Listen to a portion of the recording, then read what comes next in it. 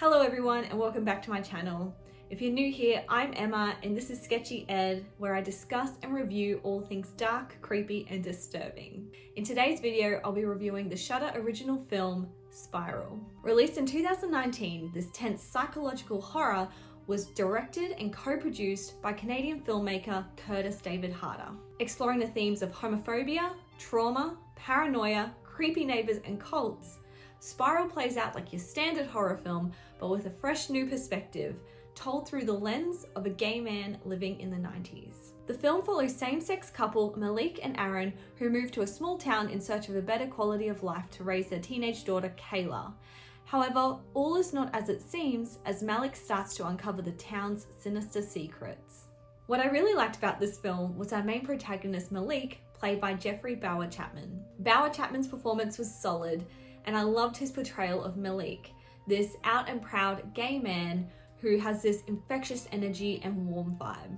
As the movie progresses, it's actually quite heartbreaking to see his character's arc transition from this really confident and proud man to this anxious, frightened one who starts to doubt himself. Bauer Chapman is joined on screen by Ari Cohen playing Aaron and Jennifer Laporte playing Kayla, and they both played their parts well too.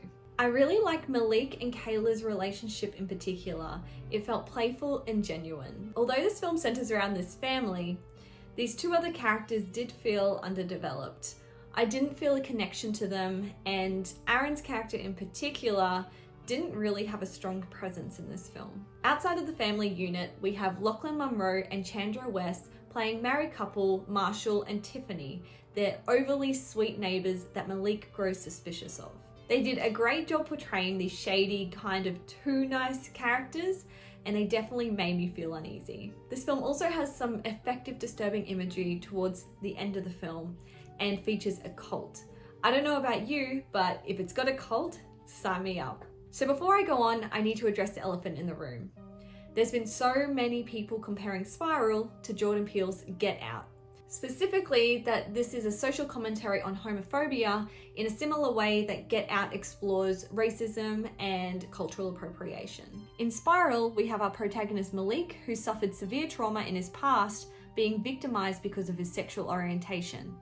Whereas in Get Out, systematic racism is addressed when Chris, a black man, visits his white girlfriend's family for the first time. In both films, we have a main protagonist who's a part of a marginalized group in society who's confronted by prejudice in a suburban setting. Now, this is obviously a very flattering comparison to receive for the filmmakers of Spiral. Get Out was a phenomenal film and was received extremely well by critics and audiences alike. Jordan Peele succeeded in creating a complex and extremely effective horror film centered around the real-life hardships experienced by people of color in the US. It was executed incredibly well with a layered story, rife with allegory. Now, the problem with this in the case of Spiral is not only having to live up to this comparison, but also the expectations it brings along with it, which isn't necessarily fair, but is prone to happen. While I do understand where the comparison between these two films is coming from, unfortunately, I felt like Spiral fell short of my expectations. That's not to say that the film or the story is bad, I just felt like it was one-dimensional and average. While we're on the topic of storyline, while I did enjoy watching the film, it seemed to me there were quite a few plot holes which left me with quite a few questions left unanswered. We also experience the events of the film predominantly through Malik,